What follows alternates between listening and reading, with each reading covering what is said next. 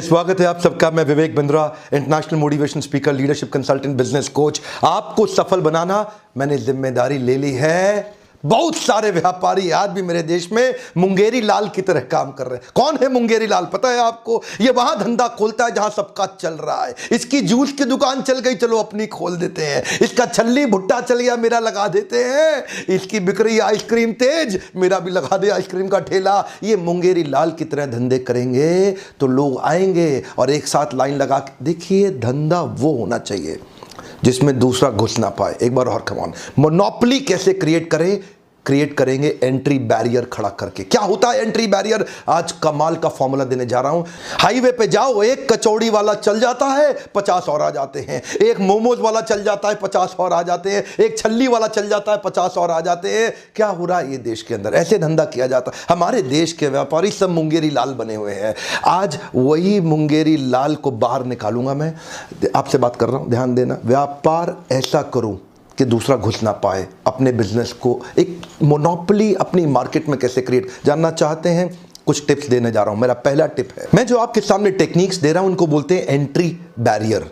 क्या कहते हैं? Entry barrier. अपने व्यापार को कुछ ऐसा बना दो कि दूसरा वाला पीछे से घुस ना पाए। ये देखिए, ये नीला समुद्र है, ये लाल समुद्र है, इधर सब के सब आपस में लड़ रहे हैं। इसने एक बैरियर क्रिएट किया, ये आगे निकल गया, बाकी पीछे रह गए। अपने व्यापार में आगे निकलना चाहते हो? सारे टिप्स देखना ध्यान से। ये आगे निकल गया, बाकी पीछे, आपस में एक दूसरे कट थ्रोट। क्या बोल रहे हैं? कट थ्रोट, एक दूसरे का गला काटने में लगे। क्या आपके साथ भी डिस्काउंट देना पड़ता है आपको? उधारी देनी पड़ रही है आपको? ये डिस्काउंट उधारी सब बंद। आज धंधा करेंगे कैश में, मुनाफा कमाएंगे मोटा। ध्यान दीजिए आगे कैसे निकलना है। मेरा पहला पॉइंट है इंटेलेक्चुअल प्रॉपर्टी प्रोटेक्शन। क्या अर्थ हुआ इसका? कोका कोला का एग्जाम्पल देते हैं आपको। कोका कोला क्या है? एक ऐसा सोल्यूशन सिरप बनाया है कोका कोला ने। अपनी कोल्ड ड्रिंक खुद नहीं बनाता, बॉटलर को बोलता है कार्बोनेटेड पानी मिलाओ, चीनी मिलाओ मेरे सिरप में। उसके सिरप के बारे में 1891 से शुरुआत करी, आज तक सिरप के बारे में किसी को नहीं पता कि कोई जानता ही नहीं उसका सिरप कैसे। इसको क्या बोलते हैं? Trade secret. एक्चुअल फॉर्मूला आज तक कुछ ही गुमनाम लोगों को पता है, और वो गुमनाम कौन है? उनका कोई नाम नहीं, उनकी कोई पहचान नहीं। कर्नल सैंडर्स ने भी केएफसी के अंदर ऐसा ही ट्रेड सीक्रेट जनरेट किया अपनी सीक्रेट रेसिपी के साथ में। किसी को नहीं पता चलता, लेकिन बिजनेस बहुत स्केल अप कर दिया। क्या आपके बिजनेस में भी आप कुछ ऐसा कर सकते हैं जिससे एंट्री बैरियर जनरेट हो जाए? कुछ एग्जांपल आपके लिए तुरंत अप्लाई होंगे, कुछ आपको सोचने पड़ेंगे। मेरा अगला पॉइंट सुनिए, patent and licenses. Patent and licenses ये यूरोपियन अमेरिकन कंपनीज बहुत करती हैं। अच्छा, हमारे देश में भी कुछ मुंगेरी लाल, चवन्नी लाल उसको बना लेते हैं, लेकिन डर के मारे किसी को पता ना लग जाए, किसी को पता, धंधे में केवल अपने बेटे को बिठा लेते हैं। पेटेंट एंड लाइसेंसेस की मदद से धंधा बहुत स्केल अप हो सकता है। फार्मास्यूटिकल इंडस्ट्री में इसका बहुत इस्तेमाल किया जाता है। एक्चुअली ये ओनर को एक राइट देता है, जिस राइट के चलते कोई दूसरा कॉम्पिटिटर उस प्रोडक्ट को ना तो बना सकता है ना बेच सकता है।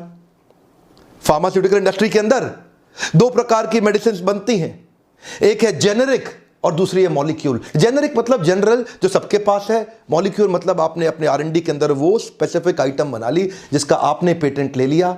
अब 10 रुपए की आइटम आप 1000 रुपए की बेच रहे हैं, लेकिन कोई कंपटीशन घुस नहीं सकता। एंट्री बैरियर क्रिएट कर दिया। एंट्री बैरियर भी क्रिएट किए जा सकते हैं अगर आप छोटे आर&डी सेंटर बिल्ड कर ले अपनी कंपनी के अंदर, अपनी ऑर्गेनाइजेशन के अंदर। आपको लगता है मुश्किल? अभी सुनते रहिएगा। आसान कई तरीके हैं, और एक ऐसा तरीका है जो आपको सफल पक्का बना देगा, वो लास्ट में बताऊंगा। अगला वाला एग्जाम्पल तो आप रोज अपने जीवन में देख रहे हैं, डिस्ट्रीब्यूशन नेटवर्क। ये डिस्ट्रीब्यूशन नेटवर्क भी एंट्री बैरियर क्रिएट कर देता। जानना चाहते हैं कैसे? नोकिया का डिस्ट्रीब्यूशन नेटवर्क बड़ा था, लेकिन अंदर से खोखला, कमजोर था। नोकिया अपने डिस्ट्रीब्यूटर रिटेलर को 15-15, 20-20, 25-25 रुपए दिया करता था मार्जिन में। लोग इंतजार कर रहे थे कोई आ जाए नोकिया को पीटने के लिए, रिटेलर, क्योंकि रिटेलर थके हुए थे। 20 रुपए के मार्जिन पे मोबाइल बेचा करते थे। नोकिया ने ध्यान नहीं रखा अपने डिस्ट्रीब्यूशन नेटवर्क का, लेकिन वहीं कौन आ गए? Oppo, Vivo. Highest margin they रहे हैं आज, सबसे बड़ा मार्जिन दे रहे हैं। किसी भी रिटेल की दुकान पे चले जाओ, वो बोलेगा सबसे बढ़िया मोबाइल ओप्पो का है, ले लो। सबसे बढ़िया मोबाइल ओप्पो का है, ले लो। ओप्पो वीवो की वो तारीफ करता है। क्यों? ओप्पो वीवो ने आज डूबते हुए रिटेलर को ऐसे रिटेलर को जिसको फांसी लग जाती, मर जाता बेचारा, क्योंकि उसके पास मार्जिन नहीं था, खर्चे के लिए पैसा नहीं था। आपको पता नहीं मोबाइल जो का धंधा है ना, बहुत कम मार्जिन का है। मोबाइल में बहुत ज्यादा मार्जिन नहीं होता, लेकिन ऐसे मोबाइल रिटेलर को बचाने के लिए ओप्पो और वीवो आए हमारे देश के अंदर। उन्होंने डिस्ट्रीब्यूशन नेटवर्क पावरफुल बिल्ड कर दिया। आज रिटेलर डिस्ट्रीब्यूटर ओप्पो वीवो की तारीफ करते हैं क्योंकि उन्होंने उनका ध्यान रखा है।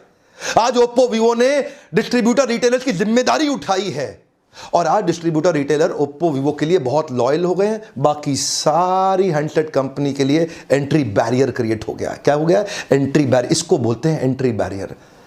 आपके पार्टनर्स के साथ मिलकर आप ऐसा संबंध बना लो, उनके साथ ऐसा मजबूत संबंध बना लो कि दूसरा कोई अंदर घुस ही ना सके। क्या आपने अपना डिस्ट्रीब्यूशन नेटवर्क तैयार किया? कर सकते हैं आप। लीडरशिप फनल में आते हैं ना आप में से कई लोग, उनको हम हेल्प करते हैं बिल्ड करने के लिए। लेकिन अगर आप नहीं आ सकते तो कम से कम वीडियो देखिए।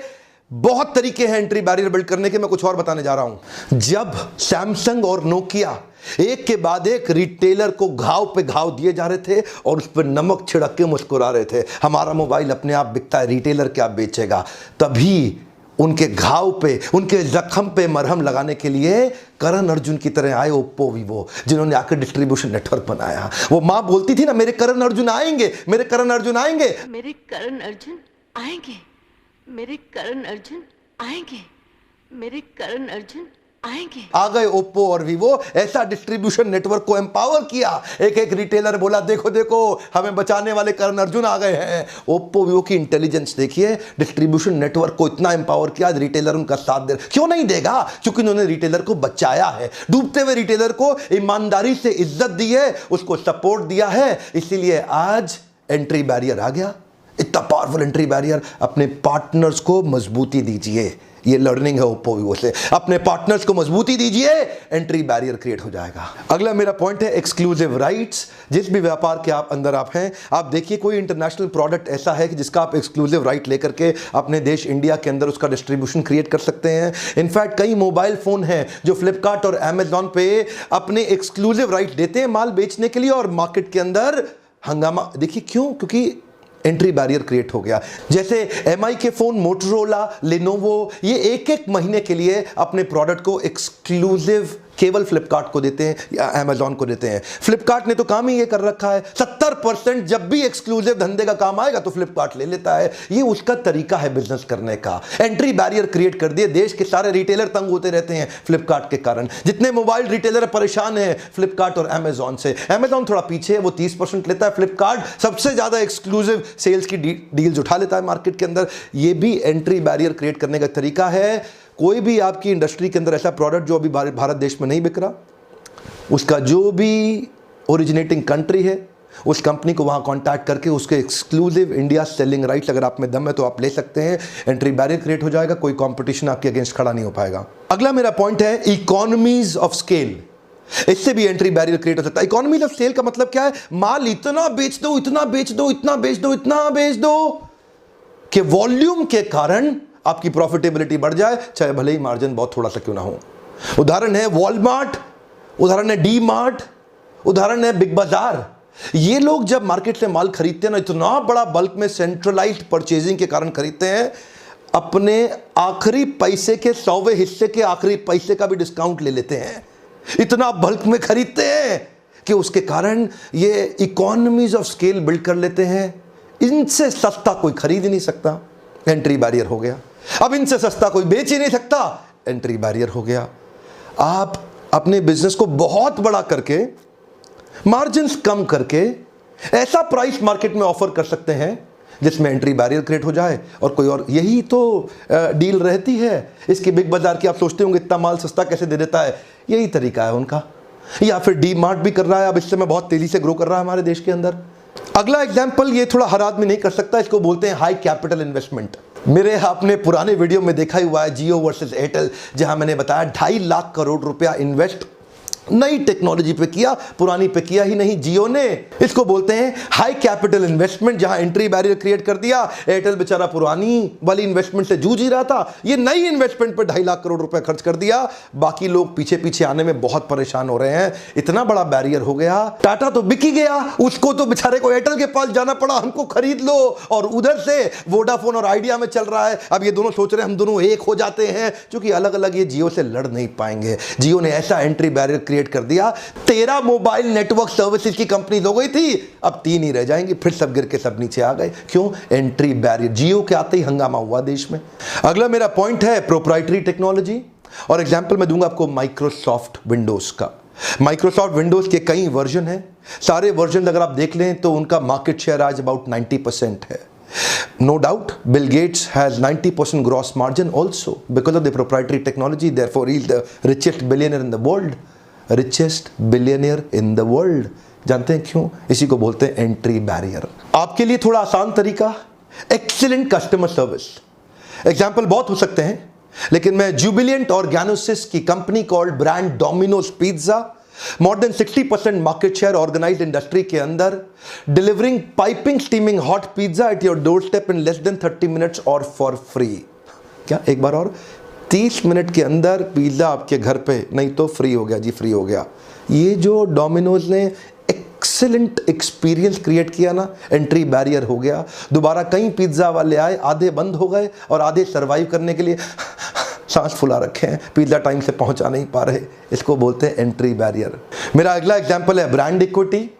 वैसे इसके ऊपर मैं 2 वीडियो ऑलरेडी डाल चुका हूं, पर एग्जांपल आज जो मैं आपको दूंगा वो है एमसील। एमसील एक्चुअली क्या है? ब्रांड का नाम है। एमसील प्रोडक्ट का नाम नहीं है। एक बार और, सिनोनिमस ब्रांडिंग का एग्जांपल है। देश का नमक टाटा, ठंडा मतलब कोका कोला, नूडल मतलब मैगी, एडेसिव मतलब फेविकॉल। आज इतनी सारी सिनोनिमस ब्रांडिंग हो रखी है, उससे एंट्री बैरियर जनरेट हो जाता है। एमसील ने भी एंट्री बैरियर जनरेट कर दिया। एमसील होता क्या है? एक्चुअली प्रोडक्ट को बोलते हैं एपॉक्सी कंपाउंड, लेकिन प्रोडक्ट के बारे में किसी को नहीं पता। वो ब्रांड इतना पॉपुलर हो गया कि प्रोडक्ट एपॉक्सी कंपाउंड का नाम तक किसी को नहीं पता। एंट्री बैरियर हो गया, जिसको खरीदने की जरूरत पड़ेगी बोलता भैया एमसील देना, भैया एमसील देना। कभी नहीं बोलता एपॉक्सी कंपाउंड देना, भैया एमसील देना। एंट्री बैरियर हो गया बाकी सारे ब्रांड्स के लिए। आपने वो पुरानी एड देखी थी, जिसने देखी हंस हंस के लोटपोट हुआ था। क्या बोला? वो मोटा सा हट्टा कट्टा लड़का अपने पिता से बोलता है 2 जीरो और डालो, 2 जीरो वसीयत में और डाल दो। वो पिताजी की बेचारे शरीर छोड़ने ही वाले थे, लेकिन वो जीरो डलवाया जा रहा था नीचे साइन करा के। तभी एक बूंद टपकी और पहले का 1 मिट गया। एक टपकती बूंद आपकी जिंदगी खत्म कर सकती है। वहीं एमसील फेमस हो गया, एक एंट्री बैरियर क्रिएट हो गया। अगला मेरा पॉइंट है लॉयल्टी बियॉन्ड लॉजिक। और आपको पता है ना, मैं हर पॉइंट के पीछे केस स्टडी देता हूं। मेरे क्लाइंट्स हैं, अच्छा हमदर्द भी मेरा क्लाइंट है। हमने क्या देखा, हमदर्द के कुछ प्रोडक्ट थे जो हैदराबाद के अंदर इस्लाम प्रैक्टिस करने वाली कम्युनिटी के बीच में बड़े पॉपुलर थे। यूनानी प्रोडक्ट और प्रोडक्ट भी बड़े शानदार थे। बीच में हुआ ऐसा कि हमदर्द की कंपनी के अंदर स्ट्राइक हो गई, शायद लेबर यूनियन से हुआ होगा, और वो प्रोडक्ट बनना नहीं।